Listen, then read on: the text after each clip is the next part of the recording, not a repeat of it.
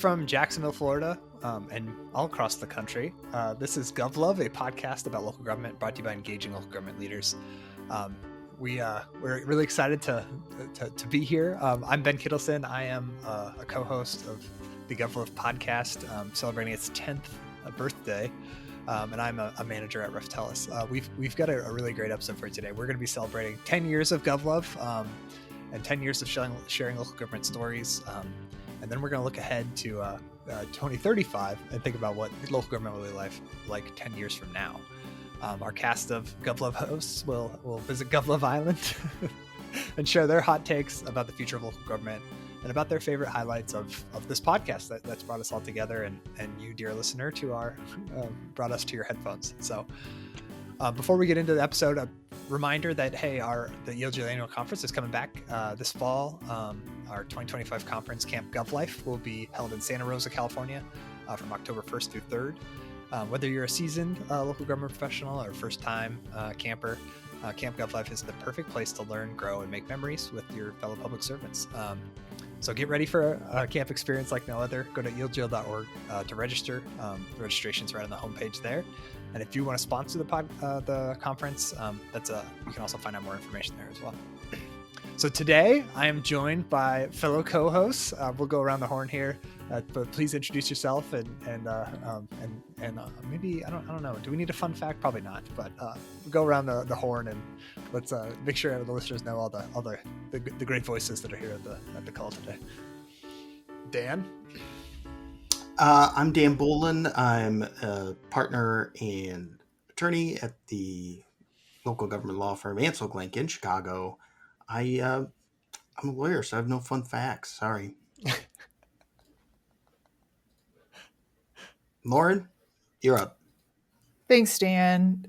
I'm Lauren Palmer. I'm a partner and co-founder with EverStrive Solutions. We work with local governments and just excited for our conversation today. Happy birthday to GovLove. Woo.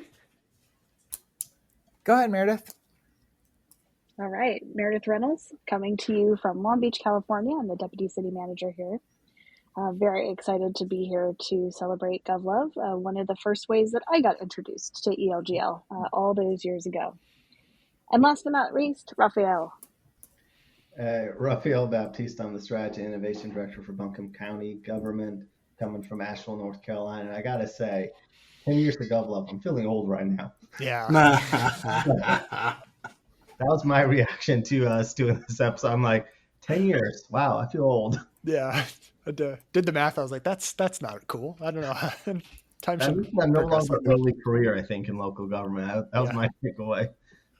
You all are looking at this all wrong. Don't you know? Ben Kittelson talks about celebrating achieving the next level. It's like when you reach a birthday, you're like, hey, I made it to level 40 this year.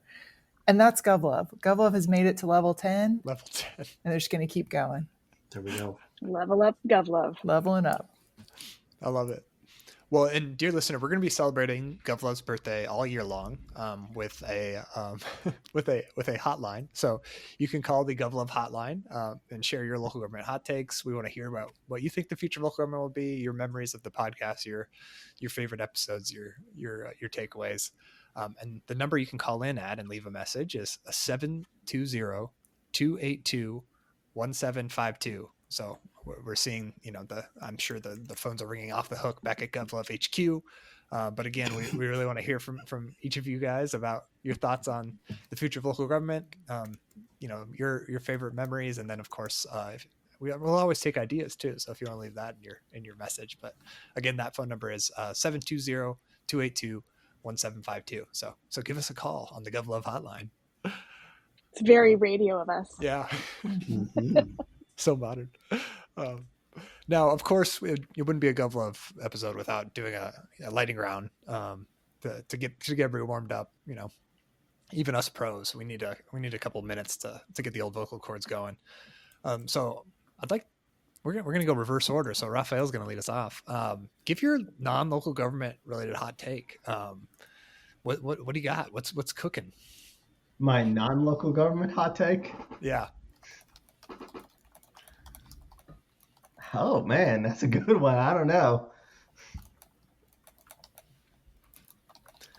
I hope there's more of a return to like local restaurants Ooh, in the next 10 years, like local good burger joints and sandwich places. We just need more like local mom and pop diners. That's what I miss. Somewhere I can go get an affordable hamburger. Nice. I like it. Less chains, more local. Perfect. Yeah. Meredith? You know, I'm the music junkie around here, and so I was telling folks about how the 30th anniversary of Warped Tour is going to be here in Long Beach, and Sublime is going to be the headline, which is a Long Beach band. I would love to see the return of some of these old bands, but mixed up with members in a new format. So, you know, maybe someone from, you know, Sublime, maybe someone from Dave Matthews Band, maybe somebody, you know, they create their own new band and they have a whole new sound, and that would be very cool. So I'm interested in like, what does the new shakeup of music look like from the folks who have done this for a while? What do we get to hear from those bands? Isn't Sublime the one where like the original lead singer's son is now the front man? And That's right. Yes, we were just talking about that before the podcast. Don't they have another version with like a different guy, a Sublime with Rome or something? I'm really into this era, so I know. Yes. Well, you know, can't tell by my Hawaiian T-shirt and long hair.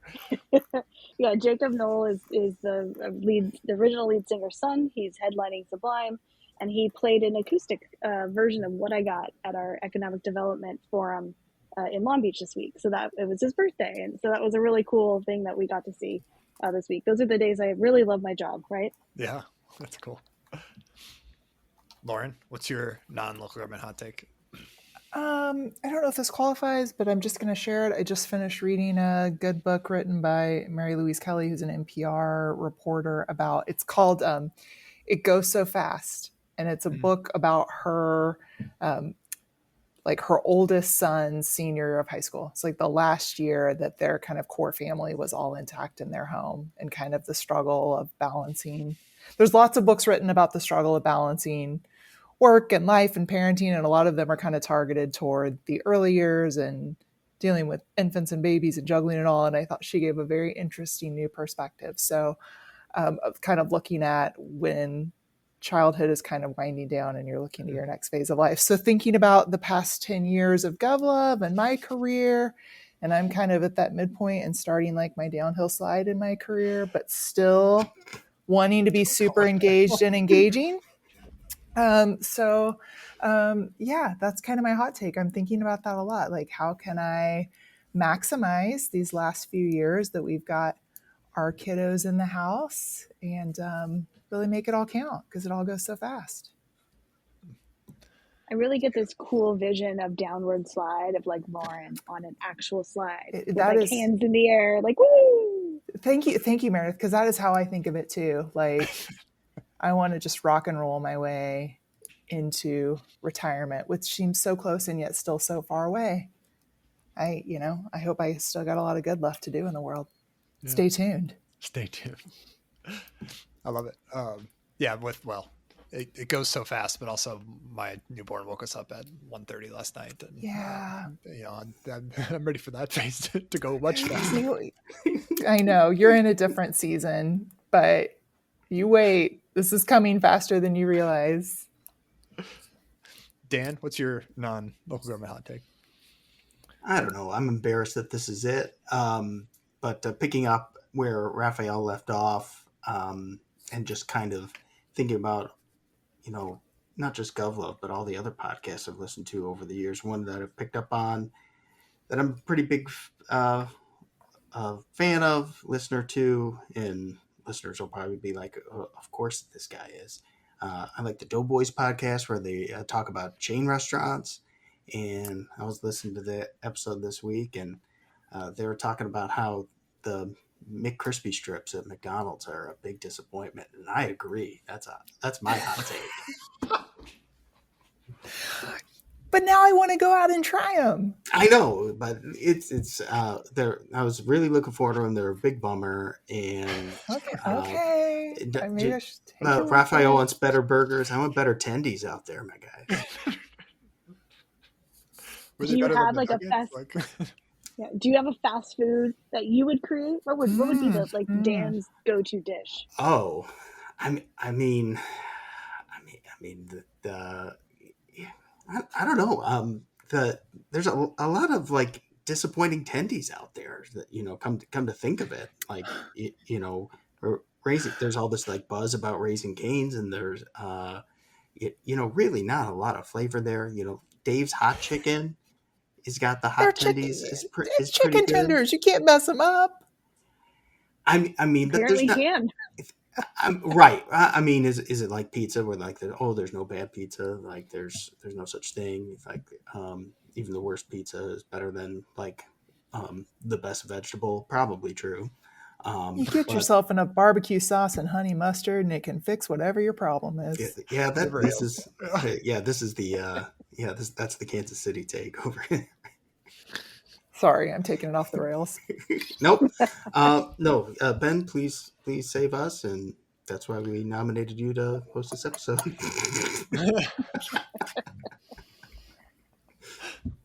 I feel like I always have like transportation related non-local government hot takes, which could easily be local government hot takes.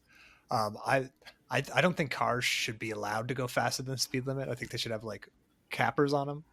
There's like a road in my neighborhood that people always speed and like try to pass, like, and it's a neighborhood street. It makes me furious. My parents or my dad likes to call me my radical pedestrian agenda, but I mostly just shake my fist at them and yell. But that's one. And then I don't know, Lauren, now that you're in the consulting life, maybe you can relate to this, but traveling through airports is the bane of my existence. I spend an extra, lots of hours in a regional hub in the state of Texas that I won't name, and it was the worst. I hate airports so much. I don't know. We need like a congressional investigation into how do we make these better. How do we improve these layovers? How do we make sure that planes are on time? Sorry,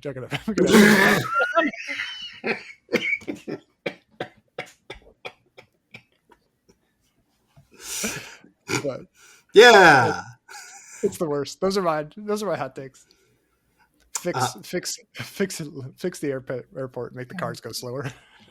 No, dear listener, you can tell we're 10 years in. We're real cranky, shaking our fists at traffic and airplanes. That is like, yeah.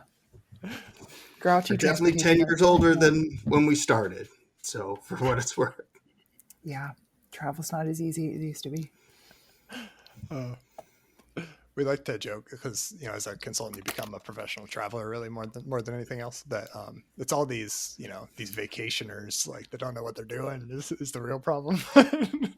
I'm going to take us off the rails again, but yeah, Ben, on twice now, like on my last 2 travel trips for consulting work, we've had a flight cancellation, and our best option to reroute was through Orlando, which is just, you're going to get on a plane with 500 kids under the age of 4 wearing Mickey Mouse ears, and it's a lot. That's also not on the way to Kansas City from not even any direction. No, it's like we're just seeing a lot of the country. We just have to embrace, like, we're going to see all kinds of humanity and country and eventually get where we're going. Yeah. Well, we've seen a lot of that on the podcast. Truth. Over our tenure. Thank you for bringing us Great transition. back to focus. Thank you, Meredith. Yes. I do what I can. So before we look forward, we kind of look back and think about, some of our like highlights, some of our, things or trends or whatever about the podcast 10 years, but it's unreal. It's been 10 years, but I think it's cool to kind of look back and reflect on that. So I don't know if there's anyone that wants to go first, but what's kind of your memories or kind of highlights of now 10 years of GovLove?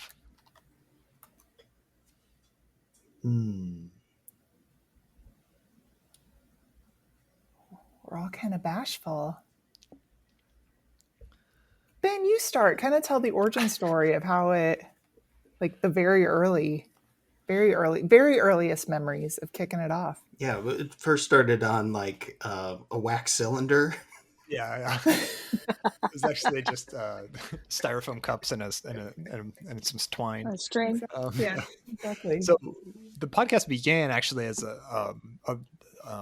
under the a technology company that is still around, C-Click-Fix, had started GovLove as a way to kind of talk about with some of their clients and share kind of great stories in local government.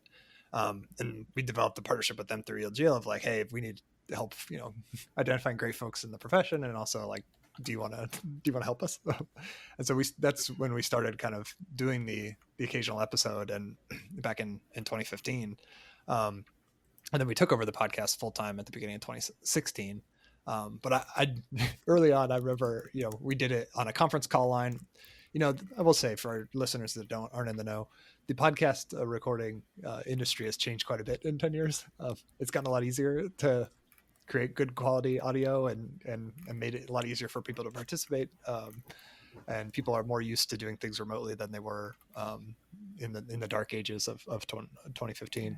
But we were using a conference call line, and I at first was using my desk phone in my office in Guilford County, North Carolina. And I believe feedback early on was, Ben, it sounds like you're a ghost calling from the end of a hallway. You need to do something different. And so, calling from beyond this life. I don't know when I made the change, but eventually we got like a legitimate recording equipment, so we at least sounded good, if not our guests still calling on in their from their desk landline. But yeah, I mean, I think the first few episodes were kind of an experiment with it was Kent, Kirsten, and I kind of trying to muddle our way through it and figure out what it meant to have a podcast, and kind of interview folks in the profession and what we were going to talk about.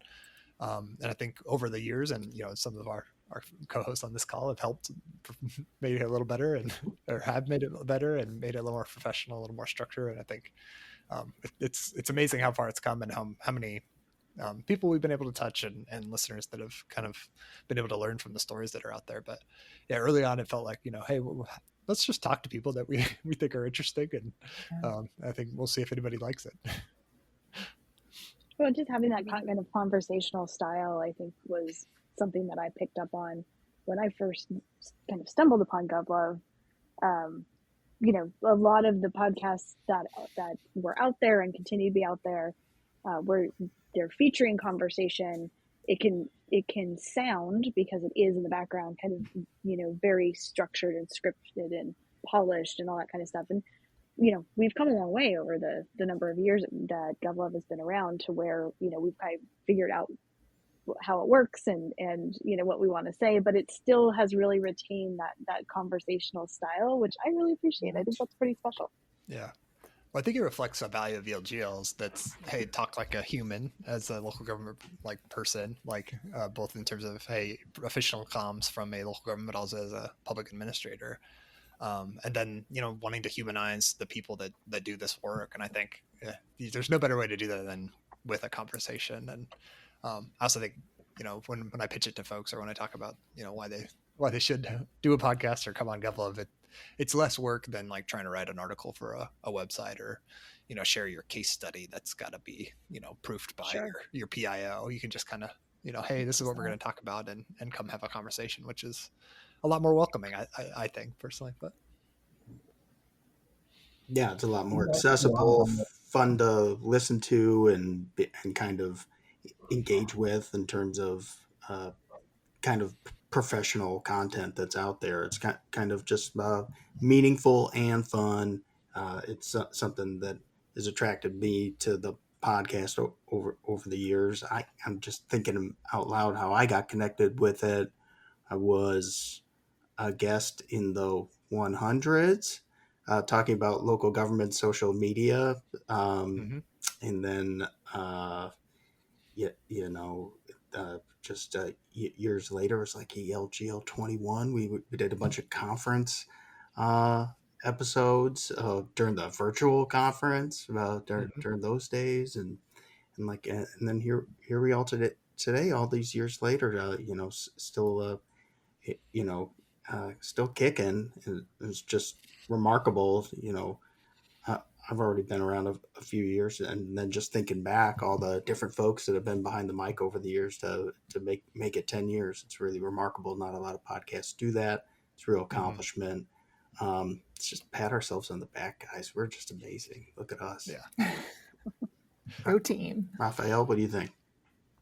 For me, the thing I love about GovLove is like when I listen to an episode and I get inspired to go and like do something as a result of it.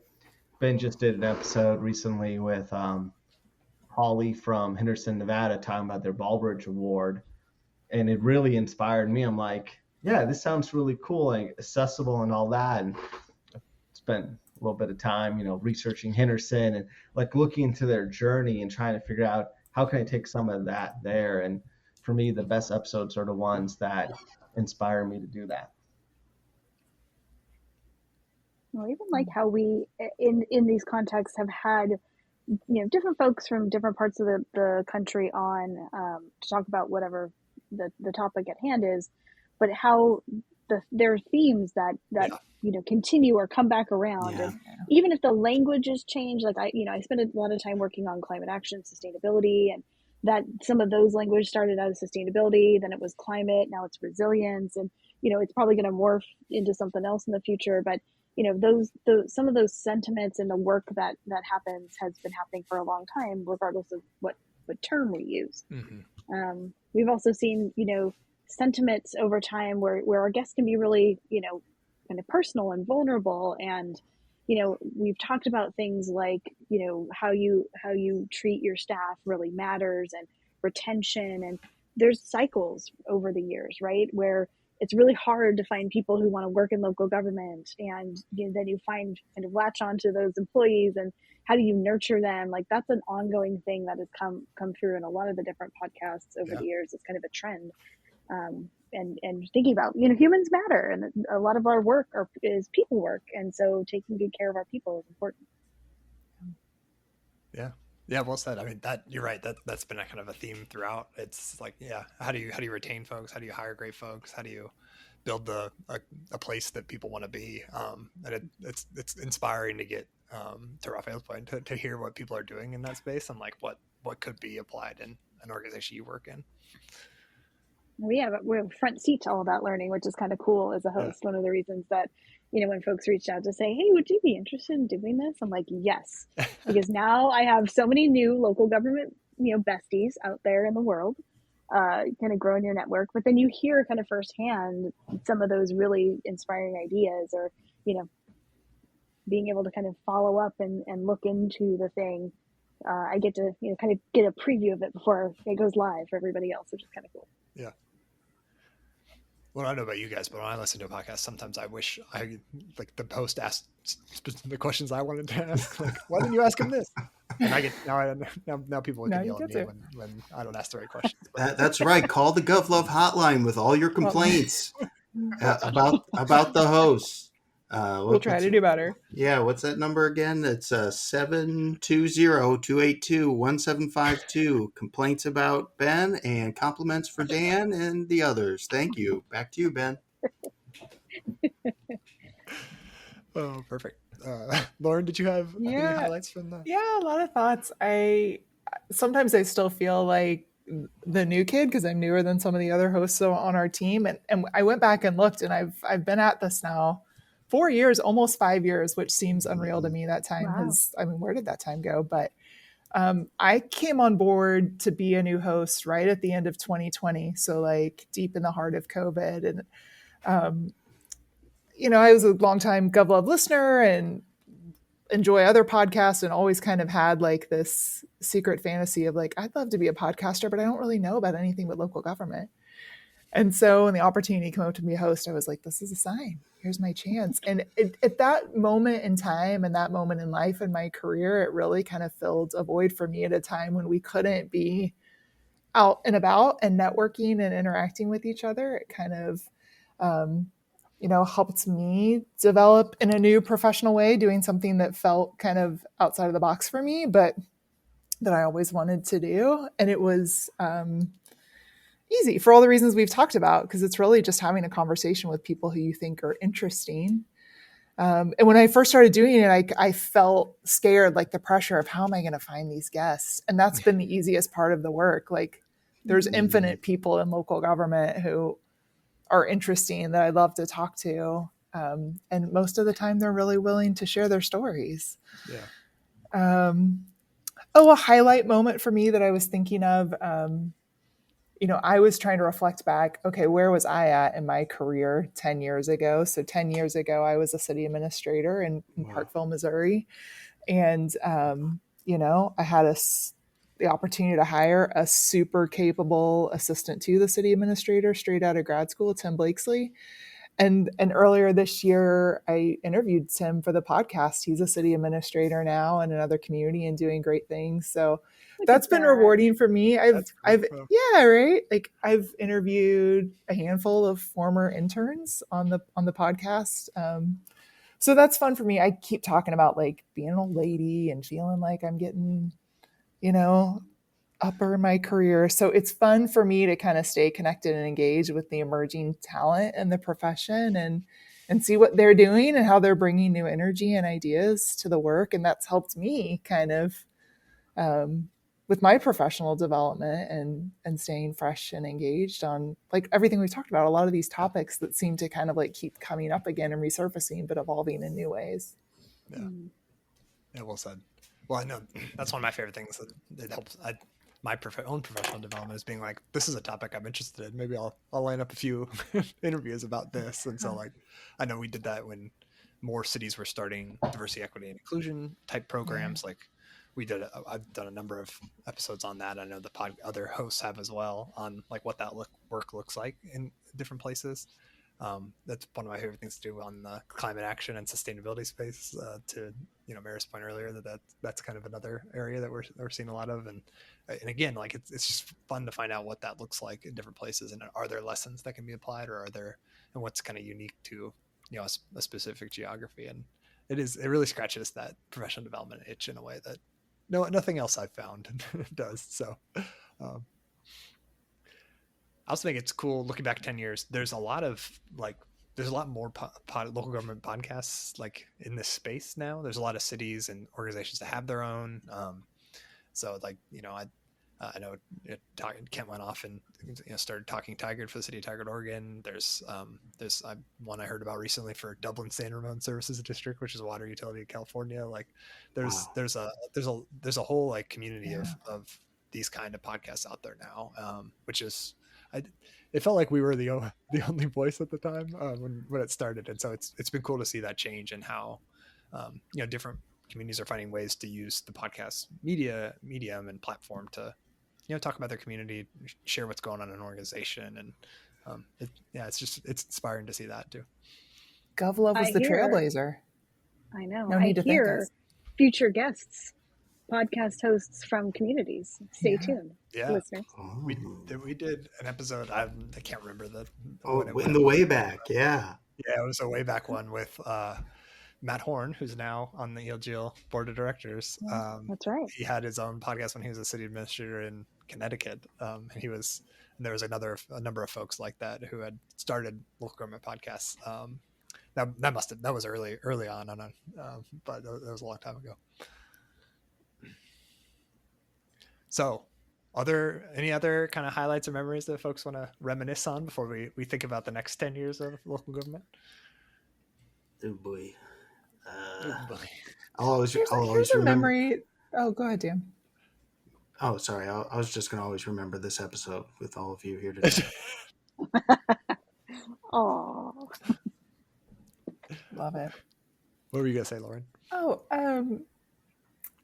I remember pretty early when I started podcasting, we had a conversation among the host team about being intentional about diversity on the podcast. And I define diversity in a lot of different ways. I mean, racial and geographic and big communities and small communities. And, we did some metrics at looking at the kind of people that we had been interviewing. And I was really proud. I was new at the time. And I remember feeling really proud of like, they're doing a good job of representing a lot of different perspectives before even really being intentional of looking at the metrics about it. That was just I feel like that was kind of ingrained in the culture of ELGL and what the organization was trying to accomplish. And I think GovLove has strayed true to that, of making sure that we want to elevate all different kinds of voices and stories. And for me personally, I mean, I can look back at guests that I've interviewed, and I've interviewed people that I think we would consider like high profile, directors of the big national professional associations or, bigger community mayors, that kind of thing. And I've interviewed people very early in their career, interns and others, and feel like I got great insights from all of those conversations, regardless of title and profile. And so that's just something that I'm really proud of about GovLove, that we have really stayed true to that mission of wanting to elevate all the stories of local government and really showcasing just the wide variety of talent that's out there that's making our communities run. It's special. Get in the feels. Yeah, well said. I think you're right. That being able to talk to people in different levels of their career, different positions, like it gives a better insight to this profession than if you were only talking to city managers or only talking to elected officials. Like, I agree. Well said. Well, and I want to thank you, our co-hosts here, the other co-hosts, and all the co-hosts that have contributed to this podcast. I think part of what makes this sustainable is that this is a group project. It doesn't ever fall on one of us to do all of the episodes, and it would have failed long ago if there wasn't a team behind it. And so I want to thank you guys and all the co-hosts, past and future and present, for their work in making these 10 years possible, because we all do this on a volunteer basis. Nobody gets paid to be a GovLove host. It's just something that we do in our spare time as a both, like we've talked about, a professional development opportunity, but also a way to give back, I think, to the profession and to ELGL. And at least that's how I think about it. So thank you. And thank you all the past hosts. And we are memorialized forever. Exactly. Yeah. All right. Enough navel gazing. Let's look forward. Yes. Who wants to go first? What's the next 10 years of local government going to look like? Could you have imagined what local government looks like today, 10 years ago? No, I was talking about this with some coworkers the other day, and the last 5 years have been through a pandemic and then one of the most expensive natural disasters in American history. So I don't know what the next 10 years quite is. Let's hope it's not that. As long as it's not. But I keep telling folks, I'm running out of things on my bingo card. So I think for me, though, like, we talk a lot about AI, but I think fundamentally one of the things that's going to have that not just AI, but this notion of what does service delivery look like moving forward, right? Like, in your episode with Polly from Henderson, Ben, she talked about the QR code on the door so people know where to walk, right? 5 years ago, that wouldn't be something we think about, but what is the future in terms of like in-person interaction? Like, how much do people expect government to be a person helping you versus the technology or something? I think that's going to be one of the big things that we're going to see is the shift in expectation around in-person service delivery. Yeah. Rafael, I think the episodes you've done about AI have been super interesting, and I think that's pretty important too. Again, who knows what's next? But even just like the course of the past year or two, that the AI has been increasingly integrated.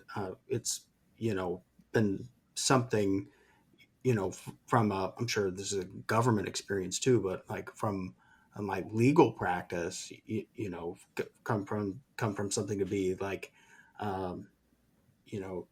aware of, to be like concerned about, to like now it's like integrated into everything and it's unavoidable. And so in 10 years from now, in terms of like how transformative that'll be for the profession, I'm sure that you could see every conference you go to, the AI sessions are packed to the gills and what have you. But so I'm glad that those kinds of trends are things that we've picked up on the podcast.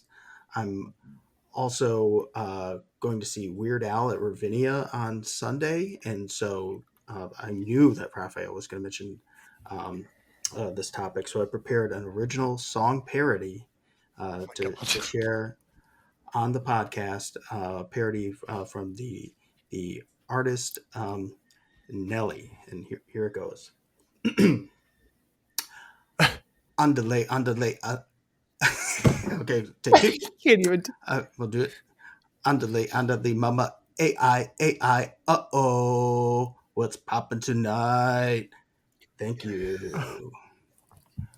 Very nice. Wow. Very nice. I think we just found our new intro music for all episodes going forward. Wow. That's a solid golf clap for me, sir. Solid golf clap. Thank you. You never disappoint with your parodies, Dan. It's the highlight of all the GovLove Island episodes. Oh, I don't even remember doing this before. These are all just a blur to me. But there was a drum set. I fully remember drums. Those drums. Oh yeah. No, that was a GovLove for sure. Yeah, I remember that. Yeah. Who could forget your Taylor Swift parody of "It's a GovLove Story"? Oh, Baby, just say it. That's right. There we go. Yeah, I just do the same thing over and over again. No, Ben, please say if it ain't broke, don't fix it. Yeah. No, I agree. I think it'll be fascinating to see what happens with AI and how that impacts local government. I think I continue to be a skeptic of the AI revolution. I think I'm not sure it's going to be the panacea that everyone hopes it will be. But you're shaking your fist at traffic. Of course, you're skeptical of AI. Yep. I think part of and to Rafael's point, I think there will always be a demand for people to be served like in person and want to hear from their representatives and from the government that says it's supposed to serve them. I think you put up with different level of service from your phone company or from Target than you would for something that is supposed to be impacting your community and representing you.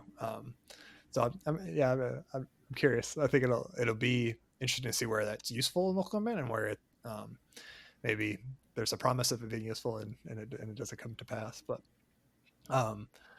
yeah, I think 10 years it'll be fascinating to see what to Rafael's point, what will service delivery look like? What is especially the in person, and then I think like one of the challenges that I see, in the interesting times we live in is community. Like, how do we build connection? And AI is a way of reducing connection between people, and local government often and the communities we build have a chance and the true ability to create community spaces, to create connections between people and between different communities in a neighborhood or in a city. And so what is if we want to solve this, there's a lot of writing about the loneliness epidemic and about people feeling disconnected from their government and from the society. Like, what is the role of local government in creating spaces that bring people together more than they separate them? And I think that's a lot of land use. It's a lot of service. It's a lot of building community through events and programming. But it's also thinking about what's the place you want to build more than what do we want to do with these tax dollars. I feel like a lot of my ideas are kind of wild and wacky ideas, yeah. Like futuristic ideas, right? So I shared my list with the group. But one of the things that I think is it's kind of real now, but is likely to be figured out in the future is this idea about travel, like air travel, but in a regional setting. So like a flying taxi, for instance.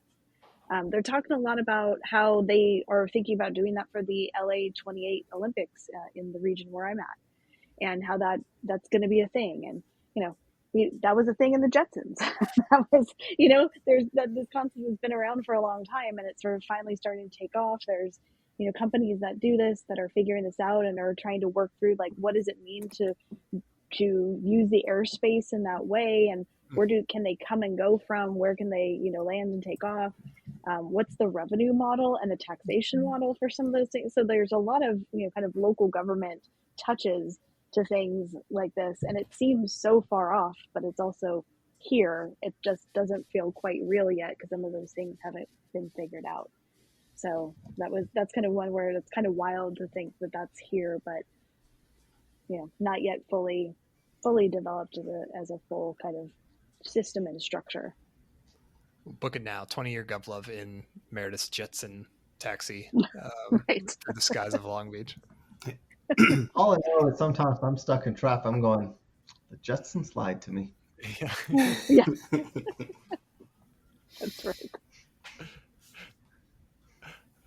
Well, my other wild idea was, what if we figured out teleportation and there's no need for vehicles, so no emissions, and we don't need the streets as we know them today? And how do you monetize and tax teleportation? So those are my brainstorms around GovLove 10-year episode. I like how each of them has a revenue angle. Totally. Yeah, Me you're too. like, what's the budgeting? How do we It's all monetize? the angles, right? How is it accessible and equitable for everyone to teleport, right? Mhm. And the funny part is Meredith's got a Parks and Rec background, not a budget background. Yeah. Sir, I will have you know that Parks and Rec It's all about cost background recovery. comes with budget. Oh, Budget boy. background. His Parks and Rec never has any money. Oh, I love that. Yeah. What does transportation look like 10 years without roads, Meredith? Where we're going there, we don't need roads, I guess. That's right. That's right, Ben. Giant parking lots. Well, I do think that'll be an interesting, on the infrastructure front. Like a lot of the places I work with in my day job, like they're dealing with this aging infrastructure that was built in the, depending on the place, 40s, 50s, 60s, 70s, and is in need of a replacement. And so, like, can you afford to build it exactly how it was, or do you need to develop teleportation so you don't need to replace your roads? But I'm onto something. Mm-hmm. Telling you. Well, and the reimagining of spaces, right? Whether teleportation and joking aside, like, the mall is something that people are beginning to rethink, and it's kind of morphed over time from the very unique standalone acres and acres and acres of stores with parking around it like you're parking for Black Friday, to lifestyle centers, to places now with housing, to malls. The mall as we know it in some cases completely gone, and it's all housing and it's just storefront retail. And what does some of those spaces look like when you have different sized communities, and maybe that model doesn't work for you anymore? Yeah. And how do you reimagine that, right? So a lot of reimagining of infrastructure and placemaking, I would imagine, in 10 years. Well said. I mean, that's a great shout, because I think 10 years ago that was the realm of urban planning nerds and and happy-go-lucky urbanists, and I feel like the YIMBY movement is mainstreamed, and you've got I've some of those concepts are so much more in the mainstream now, and even smaller places are thinking about reducing parking minimums and thinking how do you rethink your storefronts and your downtowns and your malls. And so who knows what it'll be like 10 years from now, and maybe even more mixed use.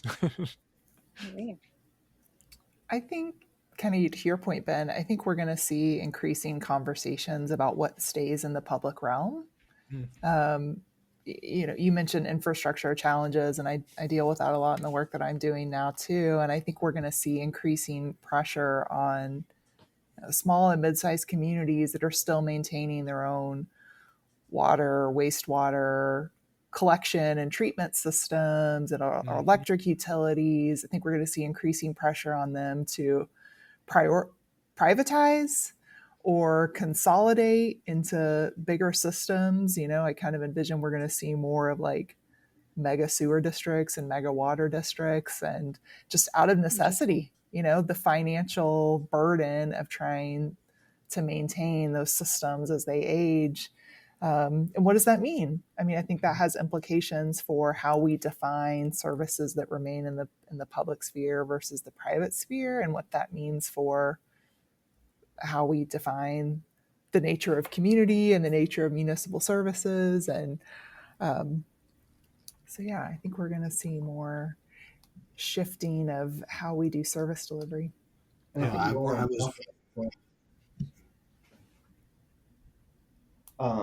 of the things I'm thinking about is someone who moved from a more urban setting in Raleigh, North Carolina, to a more suburban rural setting in Western North Carolina. as more and more people move to smaller communities with the advent of remote work and all that, I think a lot of these smaller communities are now starting to face this situation of, hey, I lived in an urban setting with urban service provisions. I'm now moving into a more rural setting, but I still want that, right? Yeah. And that like level setting of expectations around what I had, where I was, and now I want that somewhere that historically hasn't done it. I moved here because I want lower property taxes, right? I want cheaper cost of living, but I still want what I had where I was. And I think that's going to be a real challenge for a lot of communities. Yeah. Mm-hmm. I don't know. This was something I was working on today with some a place that is unhappy with, or there are residents, there's customers that are unhappy with their private water utility that is has much higher rates than the municipal water, and because the private water utility has to pay taxes and is able to make a profit where the municipal providers don't. And I think about how many people are unhappy with, like, in places where there's private streets, and I've been to too many public meetings about private streets and people complaining about their private streets, looking at us, like the municipality, like, to fix it. And I'm like, oh no, actually we can't. So it'll be interesting to see if that trend does occur. But I'm not optimistic that people will be particularly happy about the service delivery they receive with private services, like when it comes to like water, sewer, or even streets. Oh, don't The misunderstand values and me. goals are different. My prediction is not that service delivery will improve. It's that all service my delivery will change. All my out of predictions necessity. are big bummers too. So, like, don't get me wrong. I totally understand where you're coming from. Yeah. Well, your regionalism reminds me of the Pawnee-Eagleton merger, and they fixed everything with a Unity concert, right? So it'll be fine. That's all it'll take. That's what we need. More live music. Well, but I mean, to both of you, Rafael and Lauren and Dan, your points, like, will people pay for the services that are needed? And, you know, if they won't, like, what do we do with that community and that development? And like, how do we decide, like, hey, maybe, you know, if they're not going to pay for replacing the water and sewer and street infrastructure, maybe that means that it's no longer part of the city, or it's no longer a town. Like, what do we do as a society when those kind of things are, you know, choices ahead of folks as our infrastructure ages? But yeah, right. And let's hope we have learned something from Detroit. So, you know, talking with Allison, one of the co-host or guests that I had on the pod, you know, who did a lot of her research up there. That was really kind of eye-opening, because we chatted a lot beforehand about, you know, some of the choices that they made and whether that was in the best interest of people versus an organization that couldn't keep up with some of those costs. And, you know, we have a lot of, you know, lessons learned there. So let's hope our future selves make smart choices. All right, so I got another one here. Many people have heard about, you know, these sister city relationships, right? So there's a kind of a twin city somewhere else, and, you know, you have this, you know, arrangement between the two localities. You can promote cultural and, you know, commercial ties and things like that. In my city, we have a lot of aerospace industry that's turned into space exploration industry. And so in 10 years, my thought was, do we have sister city relationships in space? So when we, you know, propel that, you know, space community that they're talking about, do we have a space community in a sister city here on Earth? And what does that look like? I love it. Long Beach is going to be the sister city of Mars. Some beach on the Sea of Tranquility on the moon. Do it. Right. If anyone's seen the Hello Tomorrow show on Apple TV about this, fictional colony on the moon, that's kind of what the space exploration industry reminds me of. Like, I know it's real. I know engineers can like figure this stuff out. They're smart people, but I can't quite get my head around this concept of like there's going to be people in space that live there permanently, and that's their world, that's their point of view. That's Once we figure out teleportation, as you have predicted. That's right. Right? We'll open possible. Up. Right. You're right. I like the. I just want to teleport, so I don't have to sit in the airport like Ben. Yeah.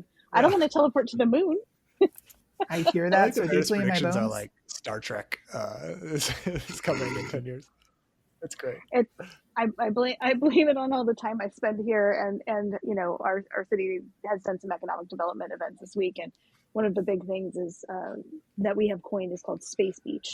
And there's a number of space companies that are based in Long Beach, have their headquarters in Long Beach, and are doing a lot of these like rocket launches and 3D printing of rockets. And there's a company that is engineering and 3D printing essentially a space station for a colony of people to live in orbit. And it just seems so just beyond my comprehension. I just do local government, folks, Yeah. I'm just a humble podcaster. That's right. That's right. All right. What else? Any other predictions for 10 years? Do we get them all out? All the good ones, at least? I have some not good ones. If you're open to them. Let's go. Lightning round. Let's do it. So I guess when you're thinking about this question, like what legal trends might there be in the next 10 years? What can I contribute to this podcast? And I was thinking about around a year ago today, there was a Supreme Court decision called Loper Bright versus Raimondo, and that overturned a doctrine. If we're going to get a little wonky, the Chevron doctrine, which basically said that courts are supposed to give deference to agency interpretations of statutes, and that kind of trend, that overturning of that decision, which was a long held principle in administrative law. I took administrative law in law school, and we talked about that a lot. I think I want my money back since they overturned it. It's only fair since none of that applies anymore. But that what does it mean for local governments?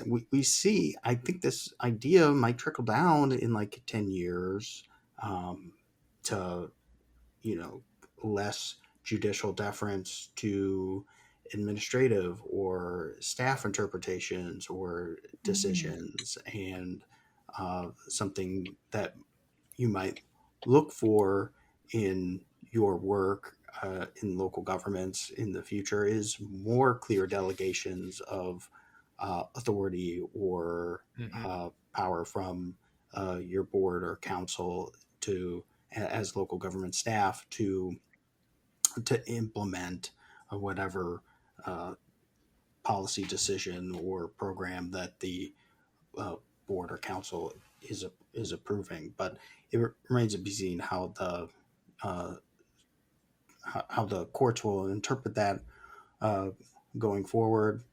And then I guess just the other thing that I thought of thinking about this question was episode number 572 with Megan Karen from the city of Nashua and Elizabeth McDonald from the city of Savannah, Georgia, and Ryan Webb from the Confederated Tribes of Grand Ronde. I'll go back and Nashville. I'll go back and listen and see if I could get it right.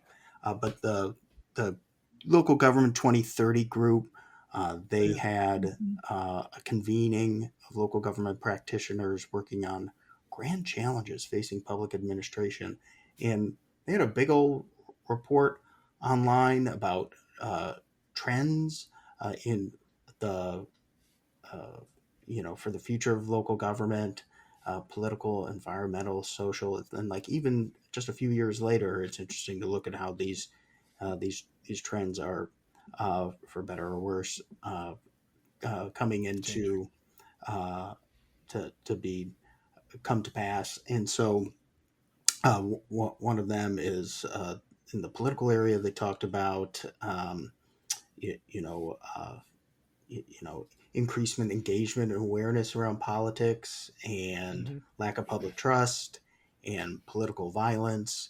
And I think sadly that is something that I've sadly seen in my work. You've seen much worse examples of it in the news recently, and something that this organization suggested to kind of address those issues as local governments, to recognize that the participatory processes and making sure that people feel like they have an opportunity to be heard. I think that's something that I apply in my practice. In not that it's a perfect solution, but it's something to think about in terms of the future and future trends. Yeah, no, I mean you're exactly right, and that is a great report for folks to go back and check out, and if not listen to the episode, you can get the highlights. So, well, good shout. But did they have teleportation? No. You know what? Meredith would bring that. Let me do a control find through this report. I'll let you know. I had to ask. Yeah, see if it's in there. No. Well, listeners, we want to hear from you. What are your ideas about what local government looks like in 10 years? We want to hear your stories and your ideas, and of course your compliments for Dan and your complaints for Ben. Call the GovLove hotline. It'll be open this whole year, the 10th year of GovLove. The hotline is 720-282-1752. Leave us a message, tell us what you think, and we'll use it in a future GovLove episode. That ends our episode for today. I really want to thank and appreciate my fellow co-hosts for joining for this call and for making 10 years of GovLove possible. I really appreciate it. So everybody should give, like we said, a pat on the back to themselves and a small golf clap to everyone. So thank you so much for all your work that goes into this, and to you, dear listener, for listening. As a reminder, GovLove is brought to you by Engaging Local Government Leaders. The best way to support GovLove is to become an ELGO member. And ELGO's annual conference is coming back October 1st through 3rd this year. So go check out. It'll be in Santa Rosa, California. Camp GovLife is the great place to expand your network and connect with other passionate local government professionals. You can register at elgo.org.